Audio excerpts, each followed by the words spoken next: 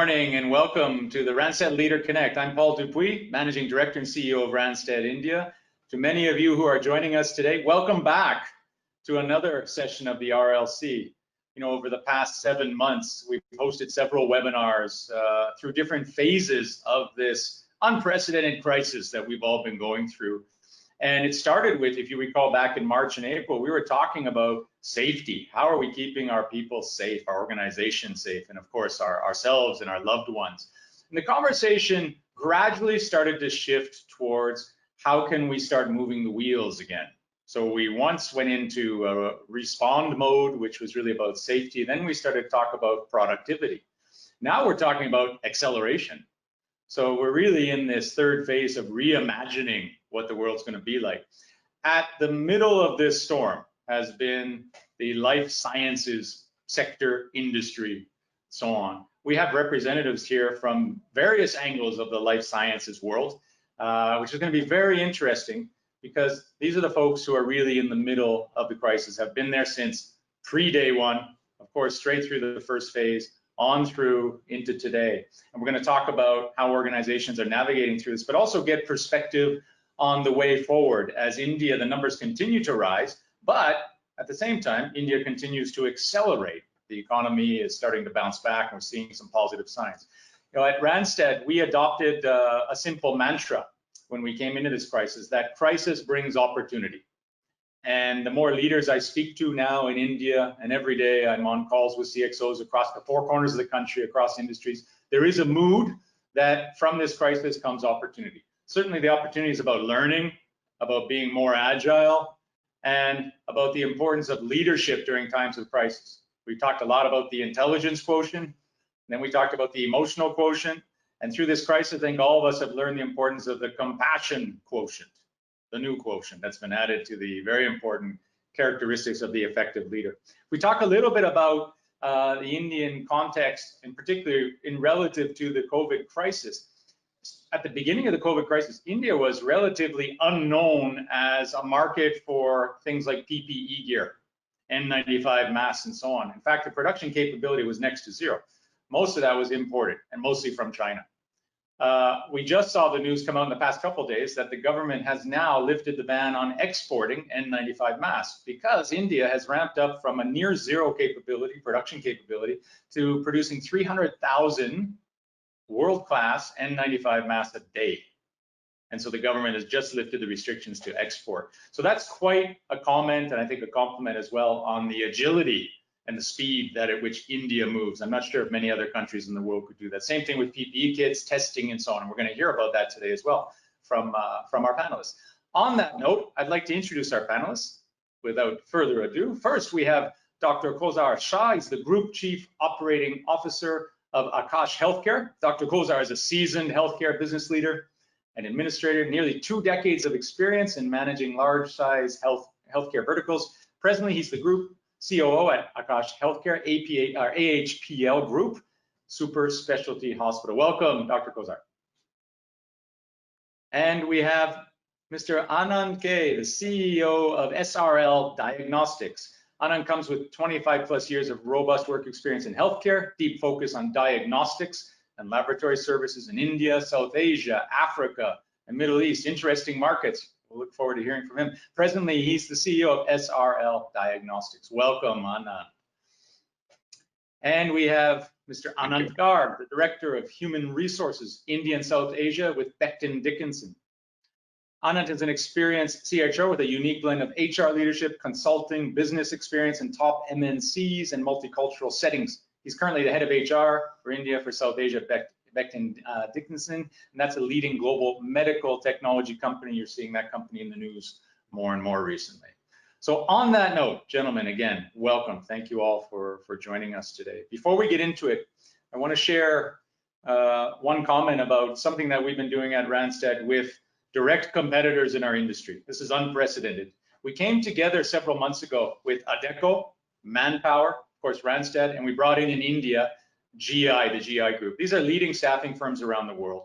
We came together, we put our competitive notes down, and we sat together, and we came together on a mission, which was to help India get back to work safely.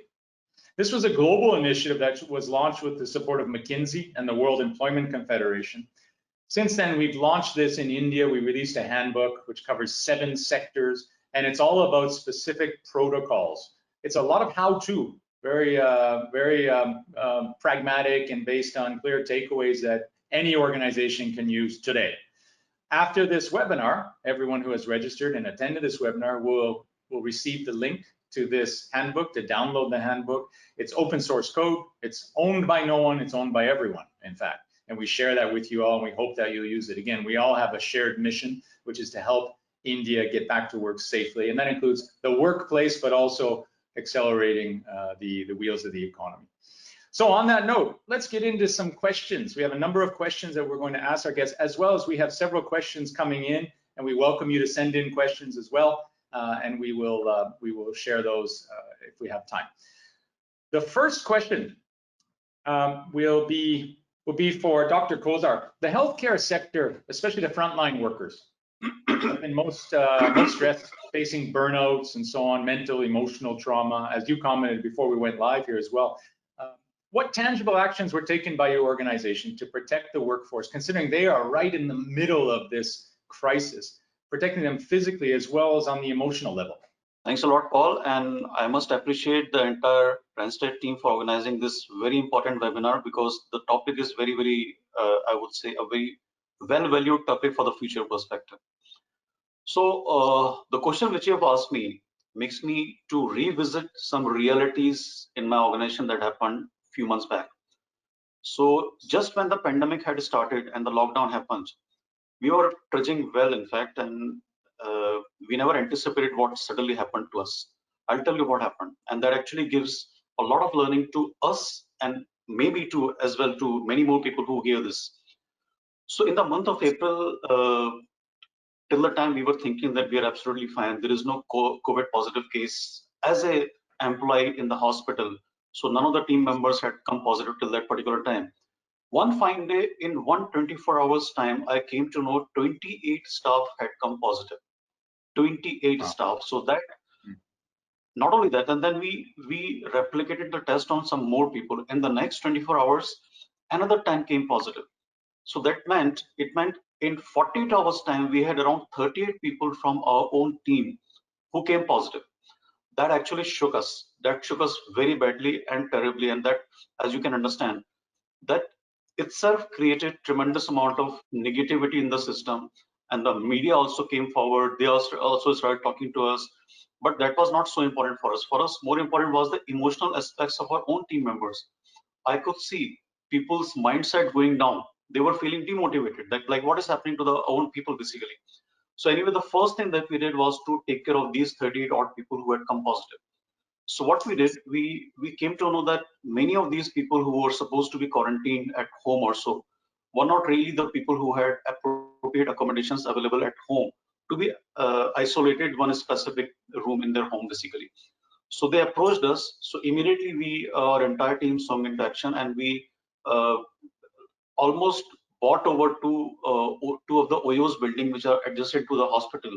We took it on rent for about a month, and we adjusted every team member who had a problem to stay at home in those OYO rooms.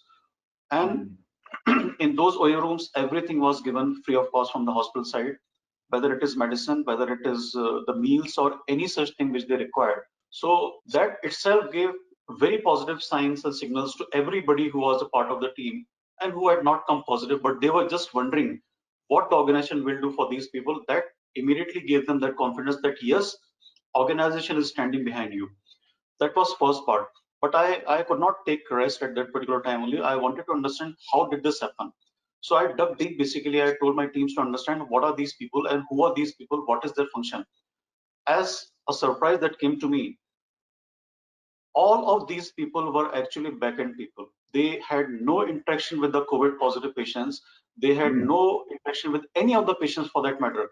So that gave me a tremendous sigh of relief, and to the entire organization as well, that the people who were actually at the war front were able to take appropriate precautions because they knew that they were there and they did not come positive. So it's the people who were at the back end. Somehow they were not so disciplined, and that is why it kept on spreading. And I came to know that this was caused a lot by people moving around in the hospital, as anywhere the organization is allowed to be moved around by any people from the organization. But that made me to do something which was again not heard in the healthcare till that particular time. And I put a posting also on that on the websites, and I mean on the LinkedIn and all. And after that, many people approached me. I created a thing called internal lockdown. So if you see, it is still very much there. If you can see this green card on my chest. So what I did, I divided the entire staff into two parts, including the doctors and everybody from top to bottom. Anybody who, by the profile of their job, had to move around at various floors of the hospital was given a green card to be displayed on the chest like this.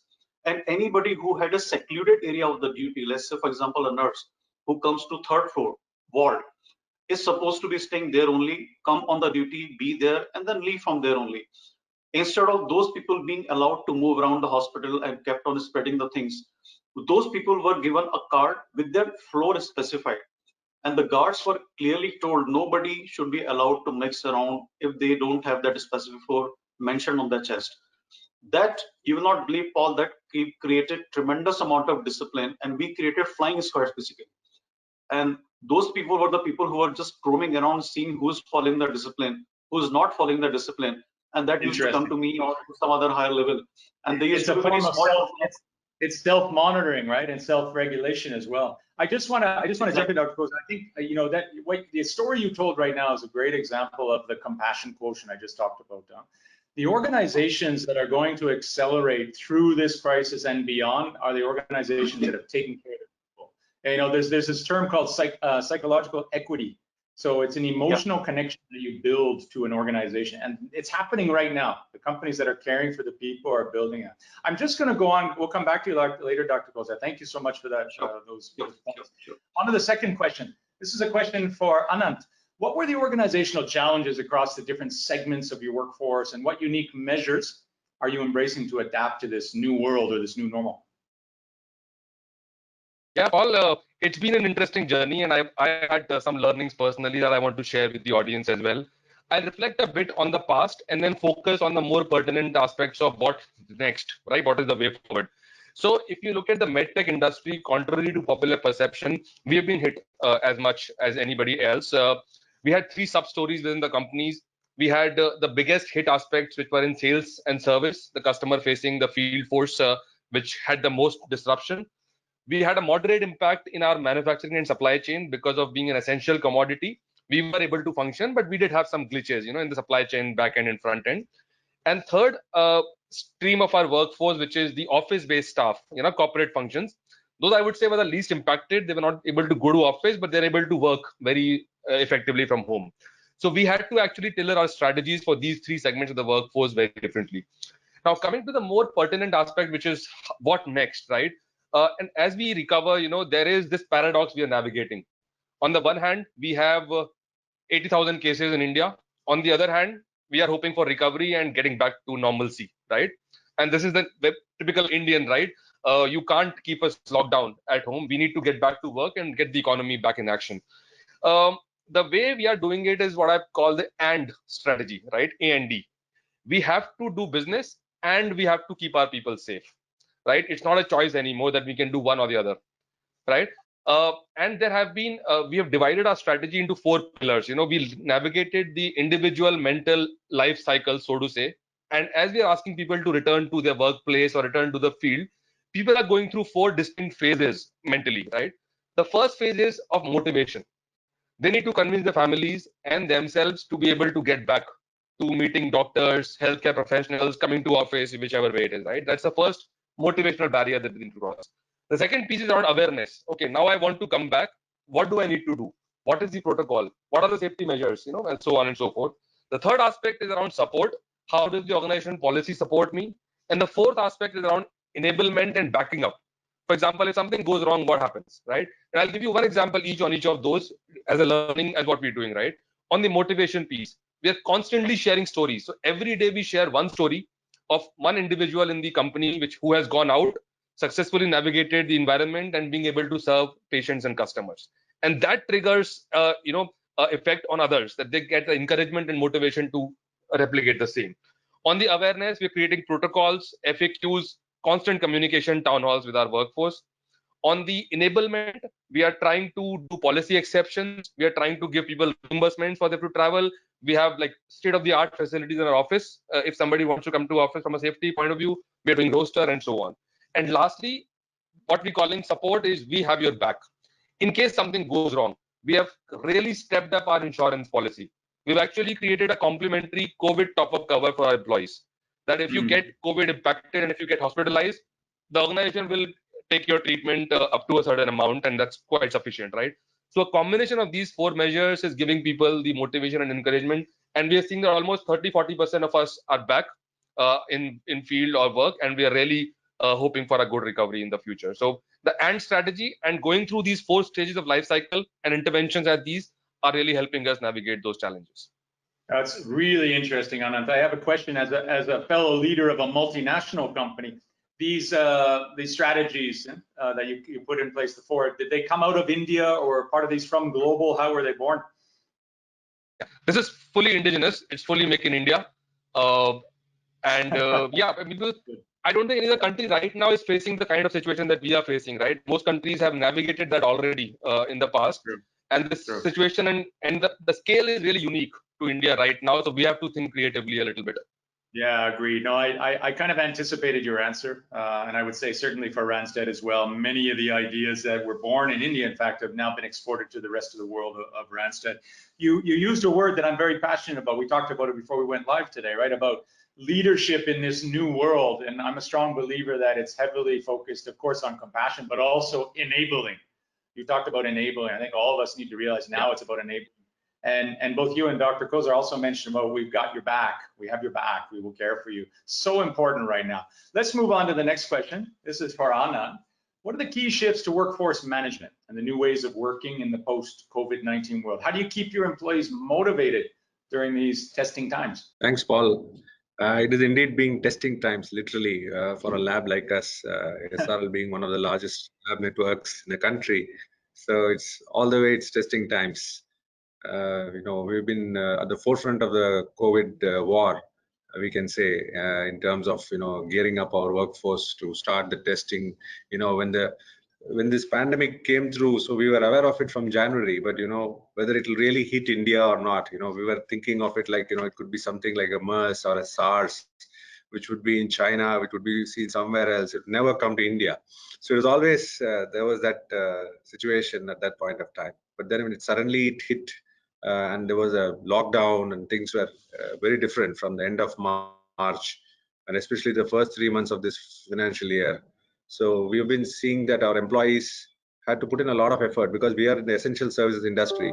So we can't afford to, go work from home. So it's not possible. We need to be in the lab and we need to serve the patients. And, with more and more positive cases coming up, so we need to provide testing services as well.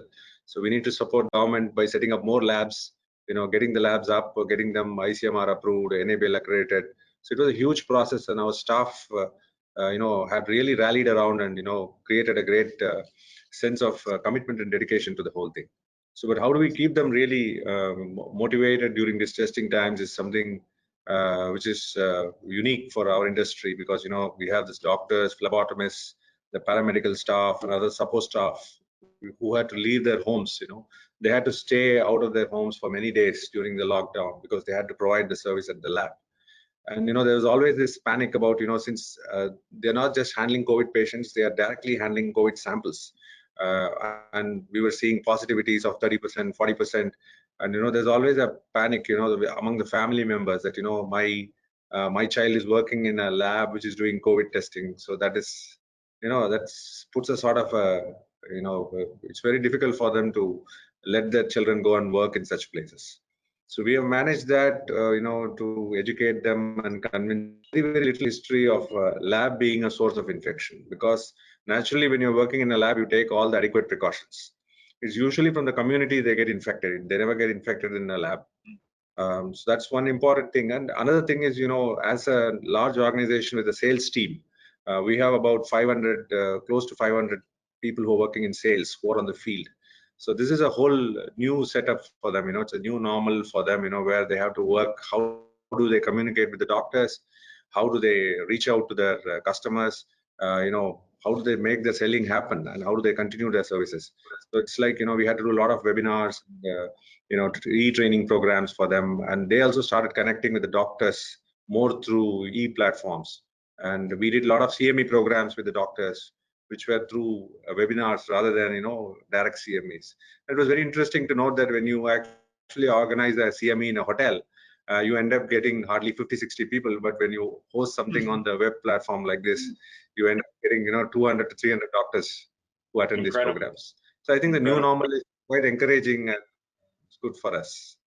Yeah. Thanks, Paul. Thank you for that. I mean, I can only imagine what it would be like to be someone in the middle of the storm, to be someone who's doing lab testing for the COVID virus. I mean, just imagine, one of your close family members heading out the door every morning to work to do that.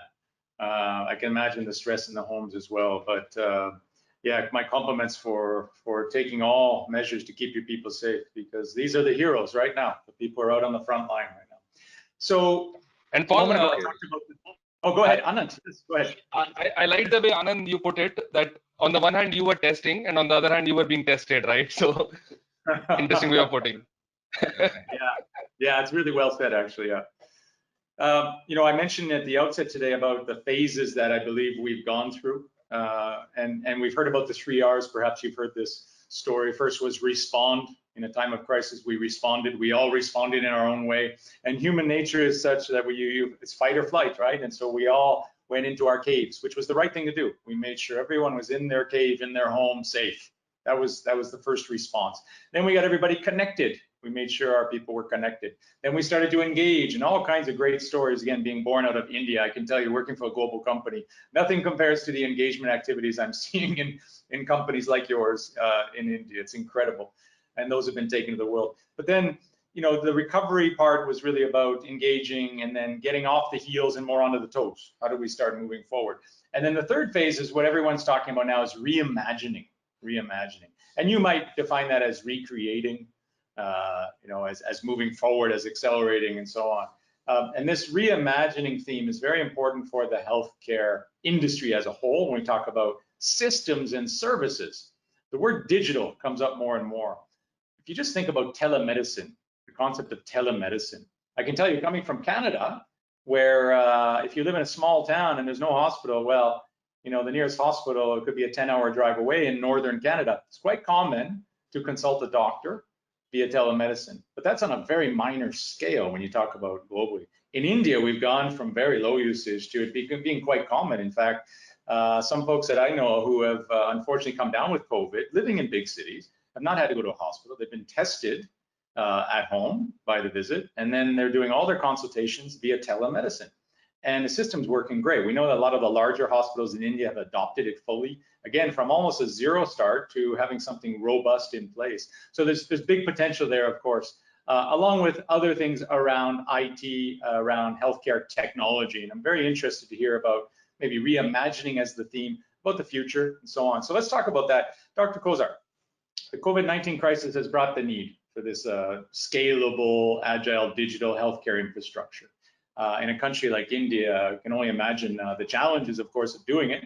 But what kind of investments, upgrades, and equipment, if we get into real practical discussion, in technology, do you foresee coming and necessary? What skill sets, what reskilling initiatives would be needed to build on this COVID-inspired digital transformation? So, Paul, I believe IT and a robust HIS in a healthcare scenario has never been so important as seen in these last few months as in the past. So more or less, I can say that these two aspects were, I can say that around 90% of the healthcare organizations do not have a very robust HIS system or IT systems, because they never thought this could be so important for them. But the mindset has changed now.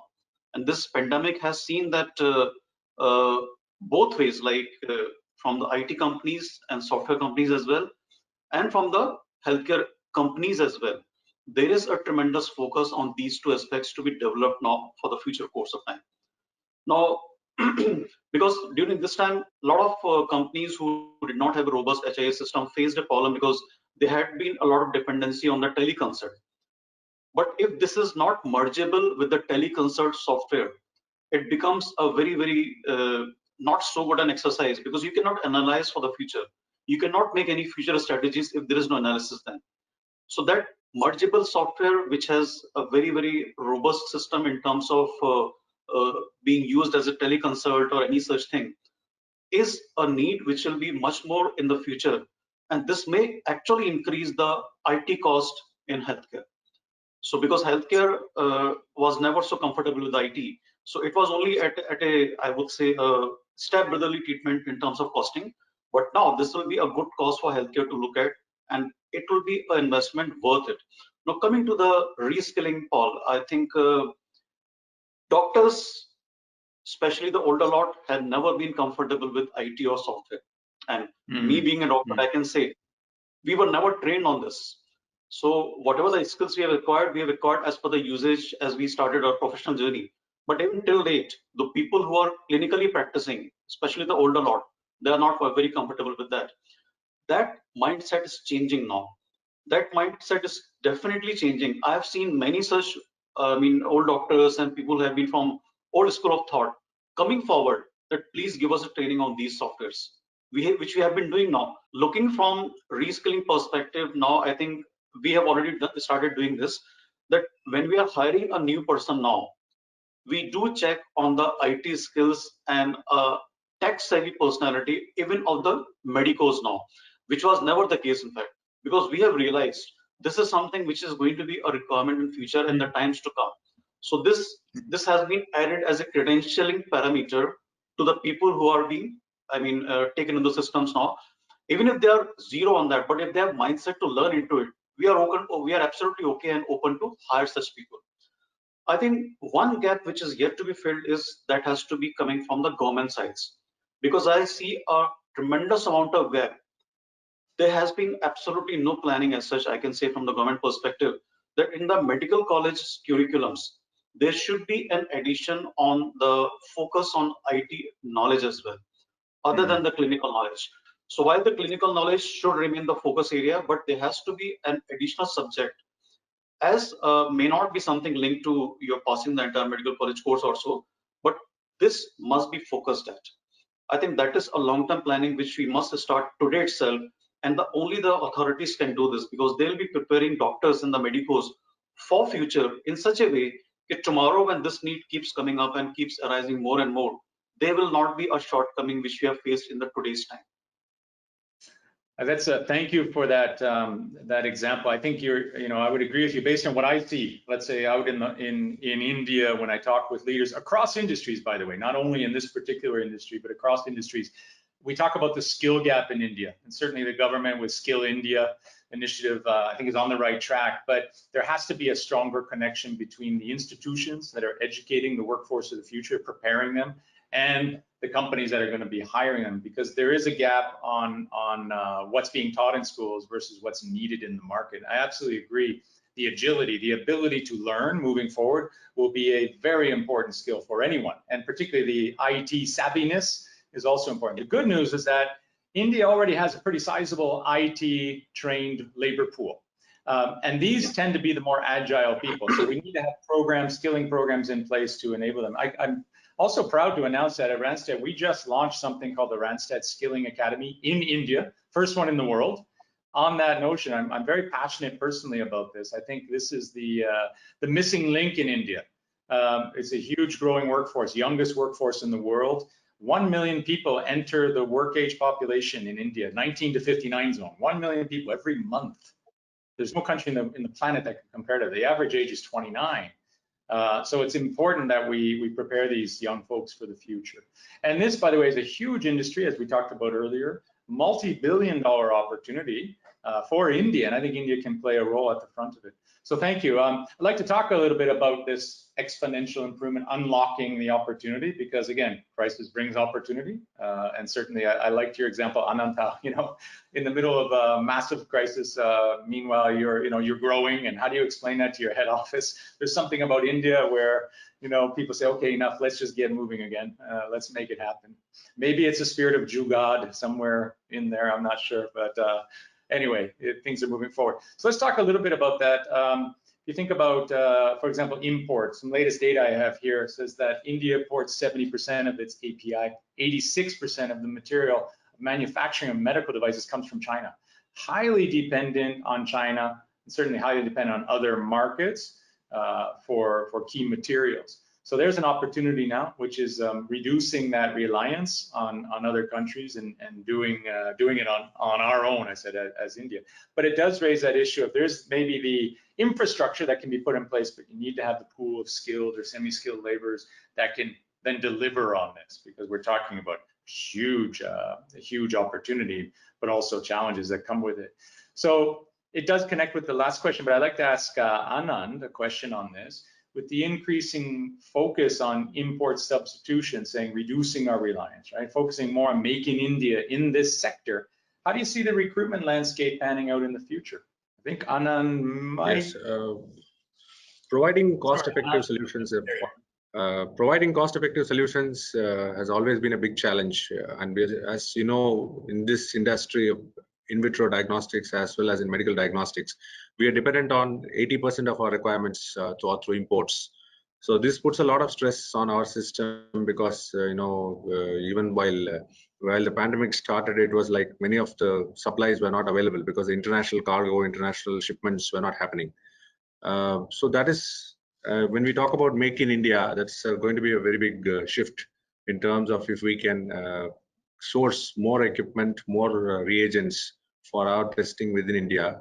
That will also create a big opportunity for people to get into work, and there'll be a lot of manufacturing opportunities which will create work for budding biotechnologists and technologists and scientists. But at the same time, when it comes to a lab like us, we are also looking at options of developing what is called as lab developed tests. So if you see lab developed tests or LDTs, is something which we can call it as home brew. It's something which is very common in the US, where if you see big lab chains like Quest or LabCorp, almost 40% of their menu is in-house developed. So India, from the regulatory perspective, also needs to come up with options where we can provide authorization for labs to develop their own assays and validate them and get them going, so that we have less dependence on imported material, and we are able to develop our own protocols and our own tests and kits. So this is probably a way forward which will actually increase the opportunities for biotechnologists, scientists and lab technologists within the country, so they have more opportunities coming about their way. Yeah, absolutely agree. We put 60,000 people to work every day in Randstad India, across the four corners of India, across multiple industries, including your industry as well. And one thing we see is this demand, increasing demand, which is absolutely exponential and connected to the crisis. I don't think any of us could have predicted this spike in demand for people with the right skills to take this industry to the future, particularly on the digital side. Again, it's a huge opportunity for India. And I'm sure the government, of course, they've announced some initiatives recently, but the government is thinking long term. But it's really about also being agile for today, because it's coming fast. We have a question coming from the audience. In fact, I want to jump ahead.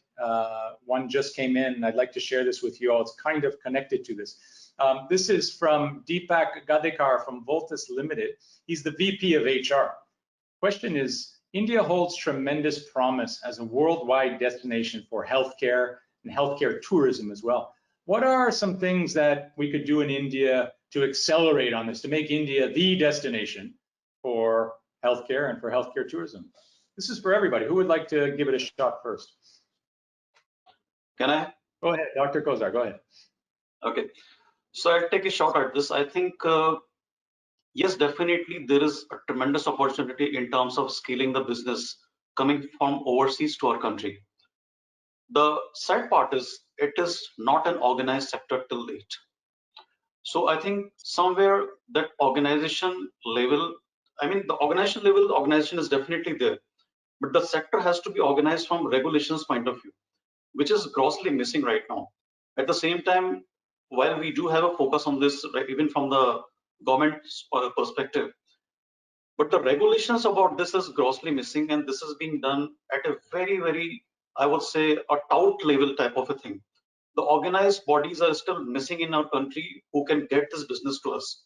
So I think if this becomes an organized sector, the jump in the scale of this business will automatically come, because then it will be a absolutely transparent type of a thing, which is a challenge as of today. So this is exactly what I would like to suggest. And I think I have spoken about this at various forums as well, including the FICCI. And this has been made a note of, but yet we have to travel a distance on that part. Interesting. Yeah. Thank you. Any others like to add some thoughts on this idea of India as a healthcare destination? I would add one observation. I'm living in Bangor now for 3.5 years. And when I first came in, I was staying at a service department, one of the global service departments here in Bangor.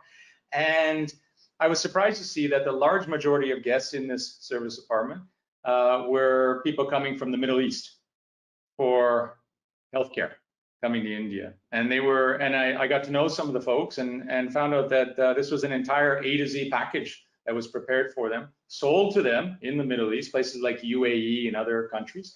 And they come to India and had full healthcare through a private hospital, one of the big private hospitals. And they had also had an arrangement with the service department. So sometimes these people would come for an extended period for the pre-procedure, the procedure, and then of course the recovery process would be here for a month or more. And it seemed to be very consistent in the time that I was there. It was the service department, when it was a huge building of service departments, was always full of people here for medical tourism. So I found that to be very interesting. I haven't seen that anywhere else. My own experience, fortunately, knock on wood, and pray that this continues. We've been very healthy as a family here in India over 3.5 years. I haven't had to go to the hospital for myself, but I have taken some of my family members for minor things. And certainly the private hospitals I've been to here in Bangor have been world class, absolutely world class. So I've been very impressed from, again, the entire experience. So, you know, there is something here. I think there's an opportunity in India. We do know that India has some of the best trained medical practitioners in the world right here in India, and there's a way to position that. That is an industry of itself, which I don't think anywhere in Asia has really cracked it other than Singapore to a certain degree. Raffles Hospital has done a decent job. I was in Japan for 25 years, I think you all know, before India. Japan has tried, but has not gained traction as well. Partly due to the language issue around the English capability. So again, I really believe there is a potential there for India. Let's go back to the questions. Yep, sorry, go ahead. Did you have something? I would just add one line to what Dr. Kousar said in terms of organizing this. I think somebody needs to think end to end, right? It's the entire experience you need to plot. How does the person get to know about the facility? How do they come? How do they get treated? How do they get the infrastructure to have the hospitality piece of it? How do they follow up, right? Right now, it's happening in independent chunks and it's left to the individual. So somebody needs to think end to end in terms of organizing it. It's hospitality as well as treatment, right? It's two different aspects when somebody is coming to India for treatment. It's absolutely holistic. You're right. I agree. And if you approached it simply as a tourism professional, that's exactly how you would look at it, right? When in tourism they talk about MICE, right? In conventions and meetings, so it's A to Z. It's from the airline, from pre-departure to post-departure. I mean, the entire experience is covered in a box. It's a package, and you pay for it, and you're well cared for. That becomes a brand for India, which I find to be a very compelling opportunity. Let's move on. So several medtech companies are now shifting their base from China, or at least taking a measured approach. They call it China +1 or China +2 strategy. It's not only in this industry, by the way. Several other industries as well are starting to consider it BCP, a way of kind of having a risk hedge and having some of their presence outside of China. How are sorry, this is a question for Anant, by the way. How are medtech MNCs based out of India innovating to capitalize on this flow from China into India? What workforce skills, again, would be critical for the healthcare industry in the future? So we're coming back to that question here, Anant. So for all the young folks on this call who are thinking about their future careers, maybe you can give some advice as well. Yeah, as I say, one of my passions is to make healthcare a destination for great talent, which probably it hasn't been in the past. But, you know, Paul, that has two aspects, right? One is what the government can do and what kind of a regulatory environment we can have. And that's probably out of the scope for today. But I'll more focus on what the companies can do, right? What medtech MNCs like us can do and how we can innovate. And, you know, the one big shift I'm seeing in our case specifically is the change in the definition of innovation. You know, I was in pharmaceuticals earlier, now in med devices. Innovation has largely been spoken in terms of product innovation. How can you come up with better technologies, better devices? Now it is shifting to how do you deliver innovation to the patient, right? And the delivery piece of it is gaining attention. And now I see every single person is actually innovating. There's nobody in our organization in any function who is doing the job as they were doing last year, right? So you could be in supply chain, you could be in manufacturing, you could be in sales, service, you could be in product quality. You are doing your job in a different way, and innovation has really been democratized in that sense, right? And that is becoming a big positive coming from this crisis. So, for example, earlier digital used to be the forte of one specific individual in the company, or you would have a digital officer or a digital marketeer, right? Now nobody can be a non-digital marketeer. You even in HR, you have to adopt technologies that are digital, right? And we spoke about digital literacy and so on. So, in summary, what I'm seeing is that innovation is happening at each level and each role. And I feel as organizations, we need to actually put that formally into people's goals and KRAs, that what are they doing differently versus the past, right? And this crisis will go, probably, this pandemic will go in a year or so, whatever time, but some behaviors are shifting forever. Some assumptions are being broken forever. So some things will become permanent. So it's important that we don't take it as a temporary thing and okay, we will pass and go back to what we were doing. We will have the permanent shift, right? So innovation will become critical as a workforce skill and for companies across the board. And second piece will be around agility. You can't be operating at the same speed as you were operating, right? And healthcare as an industry is very cautious, risk covers. We take our time. We're not like mavericks generally in how we approach, and we can't be because patients' lives are at stake, right? We have to be very cautious. But agility in how we respond to crisis, how we respond to situations changing, that is the other second critical skill that I am personally looking for when we look at great talent. So innovation in whatever way you are doing your job, and agility are the two important skills in my view for the future. Thank you. Absolutely agree. I'll ask the other panelists as well. Any thoughts on this one? We think about the skills of the future. Anand, if you'd like to, would you like to address that question? Particularly skills that are relevant or necessary in the future in your world. I'm not sure if Anand can hear me, so we'll go over to Dr. Kousar. Dr. Kousar, any comments on the skills that you would particularly need now moving forward in your world? Yeah, absolutely. So Paul, one thing I already said that we have already started adding this as a credentialing, one of the parameters to look at the people, how well are they, or how tech savvy they are at the beginning itself. Second, we are beginning to provide platform for them who have basically a basic mindset to develop their tech savvy skills.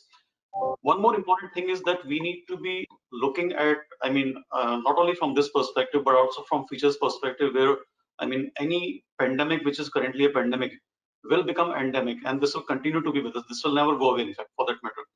It may keep on bursting in between, but this will remain, and something else will again come. So we need to understand, for example, if I am an ex worker, maybe I have a skill set for which I have been hired. At the same time, my other skill set should also be known to the HR, to the organization, so that in case of a need, that particular skill set can be utilized at least for that particular time. That is important for us to understand, because for example, if I'm let's say I'm a doctor, but if my tech savvy skills, my IT skills are very good, if there is a need when suddenly the medical transcriptionist or such people who are the ones who are dealing with that type of profile, they disappear or they fall sick or whatever, at least I can be requested, because HR knows that separate skill as well. I can be rooted into it. So I think we need to have a clarity about every single person, what are their other skill sets which they are not doing currently as their part of job profile. Yeah, interesting, because gone are the days where this is my role and these are the skill sets that are required and that's it. Everything should be transferable, especially in this new world of agility. Anand, I'll come back to you. Just a question around this. What are the skills that you see as being necessary, particularly in your world in diagnostics?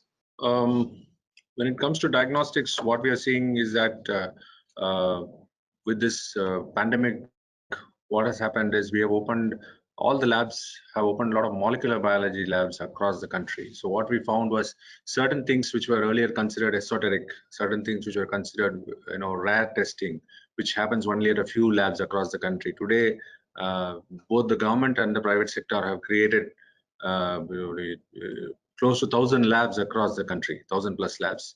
So these have opened up immense opportunities where we find that, the skill set of people having these qualifications to run the tests on molecular biology are actually not enough to cater to the requirements of the country. So that's where probably we'll also have a requirement for people to skill themselves in biotechnology, molecular. Good, thank you. So the message we're hearing from all of you is there are So these kind of profiles will have a bigger say in the recruitment process. Thank you, So, Anand. Sorry, we had a bit of a let lag me there. just add a small line here. So Yeah, let me just sure. explain this entire scenario in a different perspective, so that maybe many people can understand this better.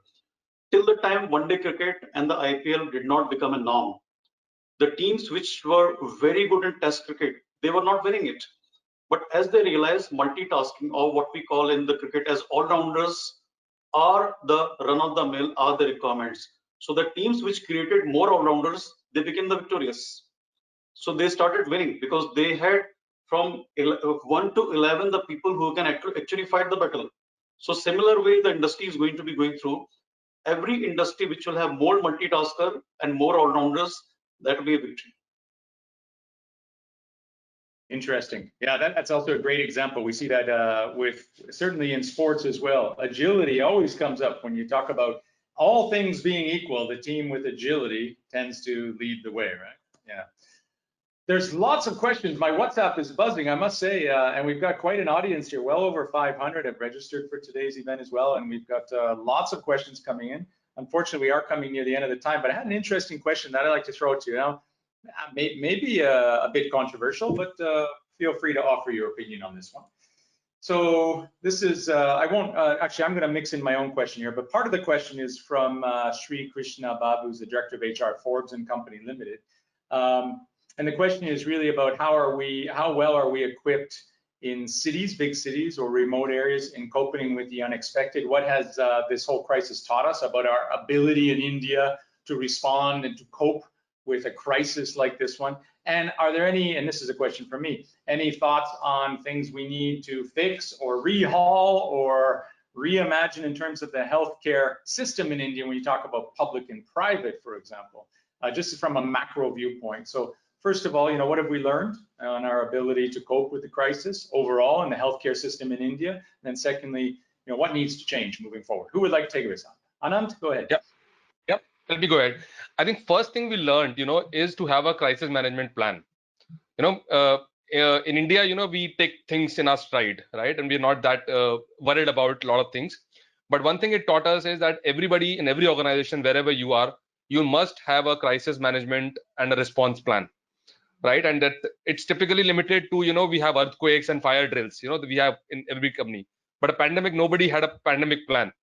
Nobody had a plan to how do you convert the entire office to work from home setting, right? Or how do you respond when one of your employees is COVID positive and they've been in contact with somebody else?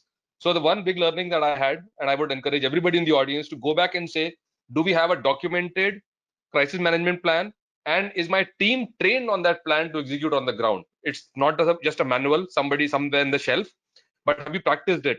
Have we done a drill about it? How do we deal with it? Because tomorrow we could have another crisis of this kind, right?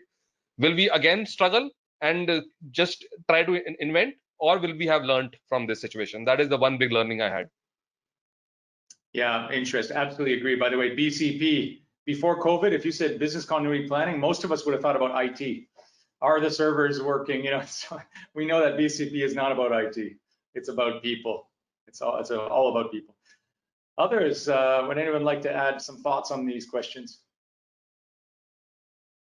Yes, I would like to add something here that we talked about the government-private collaboration. The public-private collaboration, public-private partnerships are going to be very critical. What we are seeing here during this pandemic is that how government and private players work together to tackle the issues. So you had, the government regulatory agencies coming forward and authorizing kits, at a speed which was never seen earlier. Earlier, if you want to get a particular test, authorized and a kit being authorized for usage in India, it takes about 6 months to 1 year for them to validate and bring it into India. But here, not only that, the WHO and the systems in US or FDA, they have also used a process called emergency use authorization. Similarly, in India, ICMR and CDSCOs, all those agencies, regulatory agencies, have upped their ante and got that things done at a speed which was not expected earlier. So that has helped us to ramp up our capabilities much faster. And the private hospitals, Dr. Kousar would be a better judge on this. But they have also ramped up their capabilities. They have come forward, offered their beds, created the environments for accommodating more and more patients. So these are things where we have seen a good collaboration between the private and public sector, which could be translated into further collaborations going forward as well in the post-COVID world. An interesting observation. Thank you. Dr. Kousar, any thoughts on this? Yeah, Paul, I think what Anant and Anand have said, that definitely makes sense. But also the question was about how we are looking at the interiors of our country, which is a major chunk, in fact. And sadly, all the major hospitals or the big private healthcare setup are only in the 30% of the country. 70% of the country is still untapped at that particular level of healthcare facilities. And I think that's where the role of PPP comes into play. Public-private partnership has to be there, and we need to encourage that partnership. I mean, at every organization level, as Anand has said, everybody has taken some steps. We have formulated a specific ambulance as a complete setup, as a clinic or so, which has gone outreach to the various interior sectors and all. But that's where it stops. But I think somewhere this encouragement has to come, that we need to reach out to the interiors where the healthcare facilities are in absolute shambles. That process is yet to be started, in fact. Yeah, and again, a huge challenge. Let's be honest. Here in a country the size of India, a dynamic population in terms of socioeconomic and demographics and so on, it is a challenge. But as you said, it's encouraging what we've seen during COVID, the response in India. And by the way, this has been recognized by the WHO, the Indian response, from the very beginning when the Janta curfew was announced. All of the kind of, let's say, innovative responses. And by the way, I was on my balcony with my bells, and we had a fry pan and spoon, and we were joining in full support. Hey, we're coming to the end of our time. It's a great conversation. And again, we're getting so many questions. It makes me think we need to do this again, gentlemen. Before we wrap up, maybe just 90 seconds, a message that you would like to offer to everyone who's listening today, perhaps about the way forward or just some reflections, observations. I leave it to you. So we'll start with Dr. Kousar. Just some final thoughts, please. So Paul, one thing which I have understood from this entire pandemic is that everybody has to be emotionally strong. That emotional strength is very much required to handle any situation. And another thing which I have understood is that all of us, whoever the person is, whether it is the smallest person in the organization or the biggest person in the organization, has to do a justice to the job that they are doing. We have been hearing so many things about the industries, that they have chucked out so many people and all that. But believe me, other than those industries which have totally got shut down also, but other organizations like healthcare also, which are still running, if they have chucked out anybody, it is not because of pandemic. It is only because of the performance issues, and people may call it because of the pandemic and all, they lost the job. But the reality remains, those people would have anyway lost the job if they had not picked up their socks. So I think we must passionately work towards whatever the goals have been assigned to us, and we must be the topmost worker in whichever the organization we are, at whatever the level we are. If that is done, not only the organization will benefit, individual will also benefit a lot, in fact. I think you raised a great point, and that's a message I've been giving my team here in India and also globally, that performance is performance in good times and in bad, regardless. And it requires agility, absolutely. And we're all committed. All the leaders I speak to here in India and beyond are committed to protecting jobs of performers. That's the key priority. Of course, keeping people safe and protecting jobs of performers. Let's go to Anand. Any final thoughts, Anand, please? Anand, I'm not sure if you can hear me, maybe a lag. All right, then we'll go to Anant. We'll go to Anant, and then we'll come on back to Anand at the end. Go ahead, Anant. All right. So my closing comments, two takeaways. One, I think we need to have the AND strategy I spoke about, which is how do we get back to normal and break the barriers? We can't get comfortable or we can't get too scared. At the same time, it's not going away, right? So we need to find ways to keep our people safe. So the leaders have to put in place that strategy. We need to get things done. We need to get to serving our customers and our patients. In healthcare, you can't have an off day because people depend on you.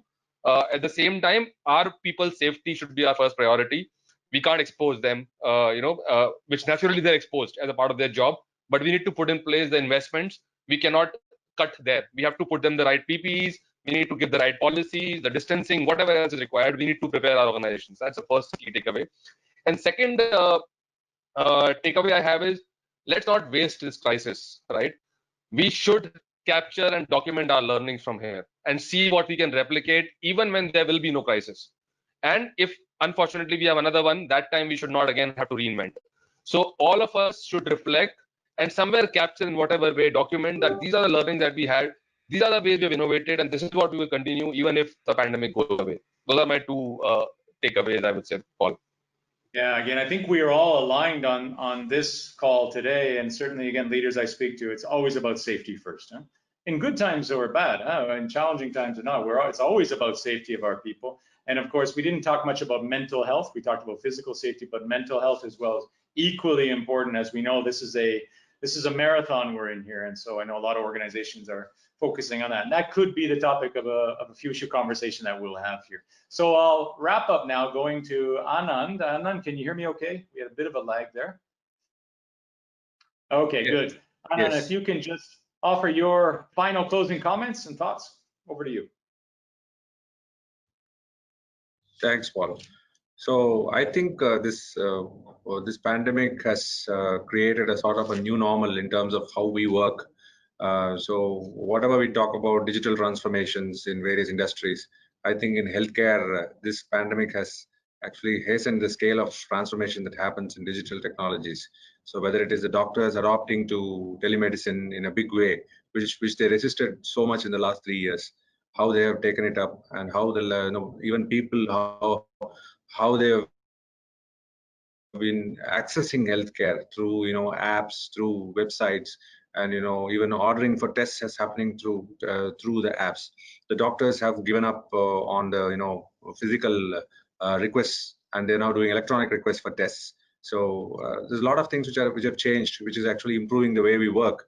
And I think the staff also need to reskill themselves in terms of how they can cope up with the new digital transformation that's happening in healthcare. It's not just about having the background of science or having just the knowledge of how you do the tests, but you need to know how to use the technology around it.